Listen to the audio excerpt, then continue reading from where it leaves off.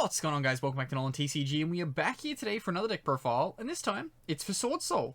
So Swordsoul's probably the best kind of emerging deck coming out of the Burst of Destiny. I'm a huge fan of Flundereese, but honestly, out of what we've got at the moment, Swordsoul is probably the better deck out of the two. Future support, that might change, so do keep an eye out for that. But yeah, overall, we're going to be going through a profile today. A pretty standard list. Most of the kind of Swordsoul lists are pretty standard. It's really just your tech variants that kind of change things up. So we're going to go through everything. And yeah, hopefully it's not too bad. But as always, before we get started, please remember to drop down below and hit that subscribe button if you are new here, because we are always happy to have new people on the channel. And let's get on into the deck profile.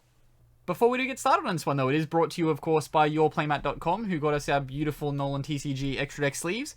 These are available on yourplaymat.com, as well as you can get custom sleeves and custom playmats, so whatever you need for the current format. There is an affiliate link in the description down below that does get you a little bit of a discount on your order. Also, enter the code NolanTCG for 10% off your order. Also kicks back a little bit to the channel, so everything will be very much appreciated. If you're shopping there, you're getting custom sleeves, custom playmats done. Make sure to enter our code at checkout. But let's get on into this deck profile. Okay, so starting us off, we of course have our 3 copies of... I keep going to say Dogmatic or Ecclesia for this one, but it's Incredible Ecclesia the Virtuous. Essentially just toolboxes out your entire Swordsoul line. It can just turn itself into anything. Also works as a Cyber Dragon going second, so pretty cute that it can do that. Rather interestingly as well, it does have the ability to tech into a Fallen of Albaz if you do want to play it as a form of Super Poly. However, I wouldn't really recommend it as you are more of a Synchro-based deck. Then after that, we go into probably the next best card, of course. They did also print it in Secret Rare, meaning it's very expensive. And that is our 3 copies of Swordsoul of Moye. So Moye essentially is just the reveal in hand, summon the token. You get into the Synchro play, and then you draw a card. You can use this to chain block off your Synchro monster, which is very good. I think it is Chi Zhao is the Synchro. So you'll chain block this, so it draws, then you can search with the other one. And then, yeah, good times. Overall, best one, though. Turns on your Dragite as well, because it's a water.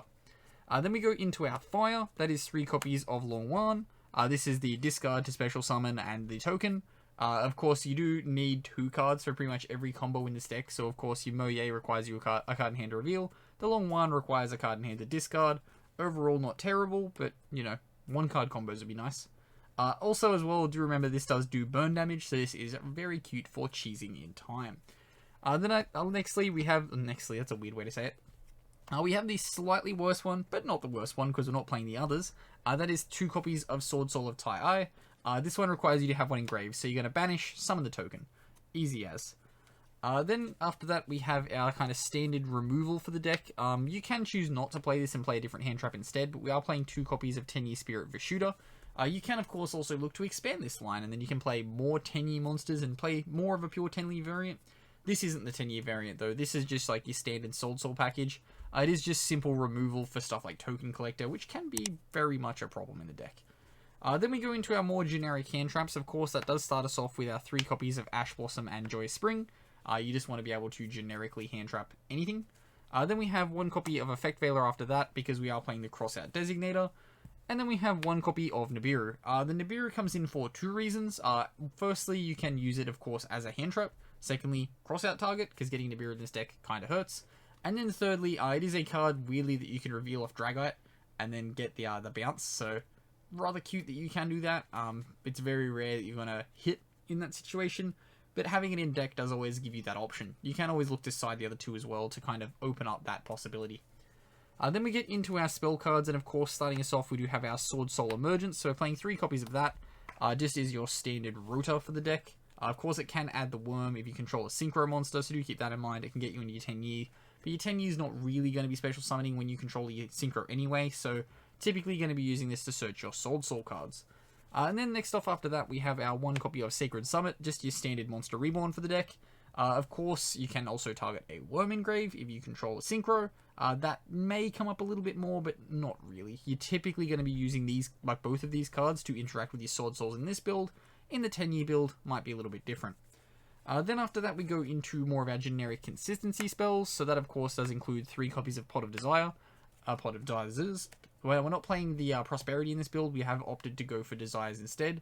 Just rather generically draw the 2 cards. We're playing pretty much 3 of ratios on everything that's good in the deck. So it is something to kind of flirt with if you do want to kind of mix up a little bit. Play a few more 1-ofs. If you want to say play the Destiny Hero engine, then I would recommend switching these out for Prosperity, but I'm not playing that, so the Prosperities are kind of fine not being in here, and the Desires are better. Then next off, we have our generic Hand Trap Negator, 3 copies of Crossout Designator. Rather cute. Do not forget that if your opponent does not send a spell, you can also use it to negate Forbidden Droplets, which comes up next. Rather cute when you use a Crossout Designator to negate a Droplets that's gone for 2, and then they've just gone 3 cards dead, and you're like, yeah, cool.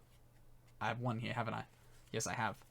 And then nextly after that, we do, of course, have our 3 copies of Triple Tactics Talents. This deck really, really needs to have hand resources. Getting hand trapped kind of sucks. So you do want to have the Triple Tactics Talents to be able to play through that. Then we go into our generic one-offs for our spell cards. It's Called by the Grave again, just to stop hand traps, like I said before. This deck really, really needs to keep its consistency going. So being able to interrupt hand traps is quite crucial. And then 1 copy of Instant Fusion. Plays around the Token Collector because you can summon out the 1 from the extra deck that is a tuner. We'll get to that though when we get to it. And then lastly we have our trap cards. That is of course 3 copies of Swordsoul Blackout. You can trim this to 2 or 1 and play kind of other traps instead. Given that this is searchable though, it kind of provides a bit more control. Also does prop off your synchros, which is really, really cute. And then lastly, 1 copy of Infinite Impermanence. Targeted negation is a bit of an issue in this deck. You can chain block, but targeted negation can still hit you. At which point, Infinite Impermanence is something you want to be able to hit with your Crossout Designator. That then now does get us into the extra deck, and of course we are starting off with 2 copies of Qi Zhao. This is what you're typically going to be making off your Moye to then chain block the search. Always really, really cute. Of course, do remember that it does have the extra effect to banish a soul monster, or a Swordsoul or Worm card from your hand or graveyard to target another effect monster on the field and negate its effects. That then does pair rather cutely with the Che Ying. So then the Che Ying is allowed to, I believe it's free banish. Yeah, banish 1 card from both of your opponent's fields and graveyard. I always get really confused by that when it says each, and I'm just like, whoa, brain melting here. Then we go into the rest of our synchros. Of course, weirdly, the most expensive card in the deck at the moment. 1 copy of Baronet de Fleur. Originally, I was going to do this profile without it, because I was just assuming that this wasn't going to arrive in time. And then randomly it went from received by Australia Post on the other side of the country to delivered at my front door. Tracking was never scanned at any point, so I was all of a sudden had to rebuild this deck for a more Baronet de Fleur like centric extra deck, which means you can play significantly less synchros. So yeah, we are playing the 2 Qi Yao, 1 Che Ying, and then the 1 copy of Baron de Fleur. Then for the rest of our synchros, we of course have our Yang Xing package. I want to say a Yazi package. Yazi is one of them, but it's not both. We have the 1 copy of Yazi, of course, and then the 1 copy of Baxia. Not super important, but they are cool, kind of cool tech cards. 1 copy of Ruddy Rose Dragon, because it can push through for big moments in the game. 1 copy of Dragite, gives you that spell and trap negation, also that gives you that chance of having the free bounce. And then 1 copy of Draco Berserker of the Tenyi comes in after that. Something you can consider for the deck, which is quite cute, is the Harpy Lady Synchro.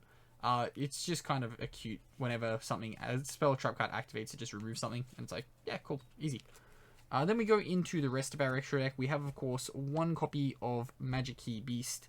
Not gonna pronounce that, it's Bolas. Let's just go with that. This is your instant fusion target to help you play around stuff like Token Collector, of course. Then we have 1 copy of Monk of the Tenyi. You want to be using this to prop off your Tenyi monsters to, again, remove Token Collector. And then 1 copy of Win the Wind Charmer. Is rather cute that even in a mirror match you can use the Wind to steal a Baron de Fleur. Just something to keep in mind. It is quite funny to do. And then lastly we have our Xyz. That is, we are playing Xyz in this deck. Again, for the situations that come up where you get hit with the Token Collector, this is probably the most efficient way to then just completely swing the game back in your favor. And that is by playing 1 copy of Charcanine, 1 copy of Borbo, and 1 copy of Zeus. Realistically, really this runs around quite a lot in the OCG, so I thought it was something that quite cute to kind of play over here. And overall, it just like shuts down like control decks that play Token Collector. You're just like, okay, cool. You just try and get to 2 level 4s. Remember, the token is the thing that places the restriction, so going into a Charcanine with 2 level 4s, absolutely no problem. And then you slap a Borbo on top, and then attack, turn into a Zeus, reset the game state. You're all good. But that does wrap us up for the deck profile. As always, please remember to drop down below and hit that subscribe button if you are new here, like I said earlier. Comment down below if you have any recommendations or things you would change, because I'm always happy to see what's getting comment down there. As always though, I've been Ben from NolanTCG, and have a good afternoon everybody.